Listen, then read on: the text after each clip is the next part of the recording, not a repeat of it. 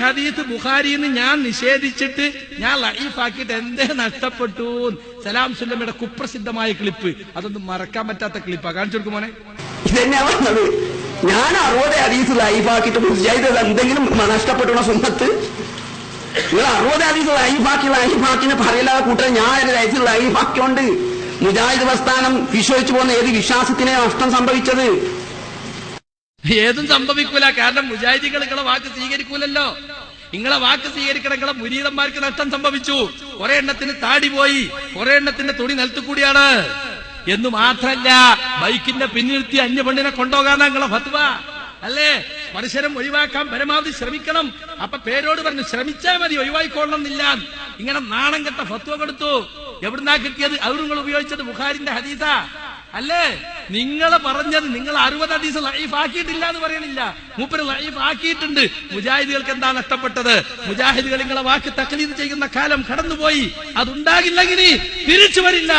നിങ്ങൾക്ക് KM മൗലവി മുതൽ KP യുടെ മരണം വരെയുള്ള ഇസ്ലാഹി പ്രസ്ഥാനം സലഫിയത്തിനെ ഉയർത്തിപ്പിടിച്ച കാലം, നിങ്ങൾ ഇടക്കാലത്ത് കയറിക്കൂടി സലഫിയത്തിനെ ചവിട്ടിത്താഴ്ത്തി അഖ്ലാനിയത്തിനെ പ്രൊമോട്ട് ചെയ്യാൻ ശ്രമിച്ചു. 99 2000 കാലത്ത് അത് പിടികൂടി. 2002 നിങ്ങൾ പുതിയ ചിന്താധാരയുമായി പുറത്തുപോയി. ജിന്ന് ബാക്ടീരിയ എന്നല്ലേ നിങ്ങൾ പറഞ്ഞത്? എന്താ കാരണം? നിങ്ങളെ ബുദ്ധിക്ക് ദഹിക്കുന്നില്ല. കേട്ടോളൂ, സുല്ലമി പറയട്ടെ. ഒന്ന് വാറോല ഹദീസ്, പിന്നെ സ്ഥിരപ്പെട്ട ഹദീസിലേക്ക്, പിന്നെ സഹിയാണ് തന്നെ വൈറസിനും ഫംഗസിനും ബാക്ടീരിയൊക്കെ അറബി ഭാഷയിൽ പ്രയോഗിക്കുക. ജിന്നിനെ വേറെ വാദം മുഹമ്മദ് നബി പ്രയോഗിച്ചില്ല വാദം. എന്നാ ഇത് വേറെ മുഹമ്മദ് നബി പ്രയോഗിച്ചത് വേറെ വാദം പറഞ്ഞുകൊണ്ടട്ടെ. വൈറസിന് മുഹമ്മദ് നബി എന്താ പ്രയോഗിച്ചത്? ബാക്ടീരിയക്ക് എന്താ പ്രയോഗിച്ചത്? ഫംഗസിന് എന്താ പ്രയോഗിച്ചത്? ബാക്ടീരിയ ആക്കിയല്ലോ ജിന്നിനെ. ഈ ഇതിനൊക്കെ അറബി ഭാഷയിൽ പ്രയോഗിക്കും. പാമ്പിന് വരെ ഖുർആൻ ജിന്ന് ഇവിടുത്തെ ഖത്തീബ, പഴയ ഖത്തീബ മറന്നുമായിരുന്നു നിങ്ങള്. അഖ്ലാനിയത്ത് ഇവിടെ വിത്ത് മുളപ്പിച്ച ആളാ. അവസാനം ഇവിടുന്ന് കരഞ്ഞ് മിമ്പർമെന്ന് ഇറങ്ങിപ്പോയതാ.